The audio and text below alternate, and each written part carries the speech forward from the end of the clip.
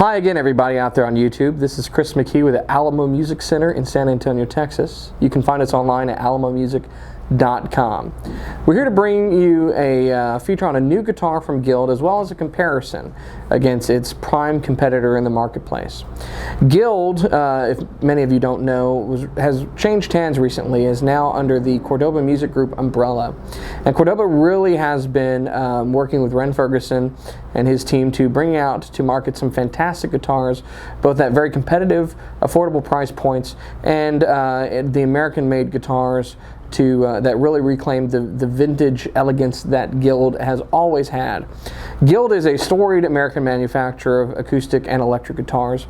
Their guitars were actually one of the first exposures I had into the high-end guitar world. A friend of mine's in high school, her father had a vintage Guild that he let me play, and it was a jumbo with maple back and sides, and it was a fantastic guitar. And as a young man, it was the nicest guitar I'd ever played up to that point, and really left an impression on me. Recently, Guild has come out with a line of archback guitars as part of their Westerly collection. Now, the archbacks harken back to the 1950s, when they came out with some archback acoustic guitars, utilizing their construction methods they used on archtop electric guitars. They've carried that forward into the modern era with this line, and part of that lineup is this guitar that I'm holding in my lap right here. This is the Jumbo Junior. Now, Guild was famous in the 60s, particularly for their jumbo acoustic guitars with maple back and sides. John Denver played a jumbo maple 12-string famously. A lot of guys did. And that's similar to the guitar that I played. This harkens back to those. So this is the Jumbo Junior. And let me talk a little bit about the construction methods used on this and the rest of that lineup, and what this guitar is and who it's for and what it competes against, because we're going to do a bit of a comparison, a battle royale. So the Jumbo Junior is a 3/4 size guitar. It's actually 23.5 inch scale, and it is basically their jumbo body shrunk down to size, so that it is a very comfortable guitar for a young person who's starting out, someone who's more petite, or as a great travel guitar. It features laminate back and side construction with an arched back. Now, doing that, which is what Guild started doing back in the day, limits the need for bracing in the back. What this does is it gives you more sustain, it gives you better projection, and the guitar is lighter overall. Laminate construction means that it makes it an affordable guitar. It has a solid Sitka spruce top with scallop bracing. You've got a beautiful tortoiseshell style pickguard, rosewood bridge, rosewood fingerboard, bone, nut, and saddle.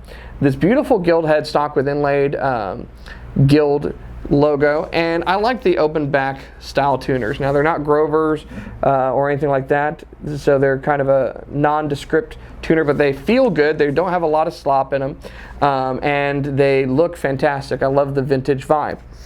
Cream binding and a pearloid rosette round out the rest of the guitar. So it's really a fantastic looking guitar, and it's just beautiful. Let's just say it. They have the same guitar with rosewood back and sides and laminate construction as well. And something that's not readily apparent just by looking at it, but if you kind of peek in the sound hole at an angle, you can see that there's some controls right here.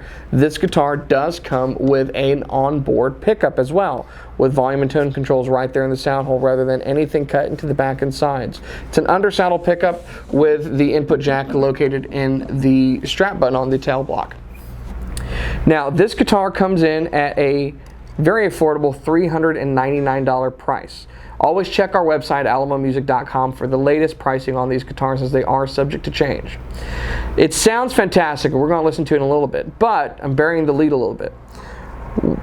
Guild has come out with this guitar at a time when one of the most popular acoustic electric guitars on the market, or acoustic guitars on the market, happens to be this guy.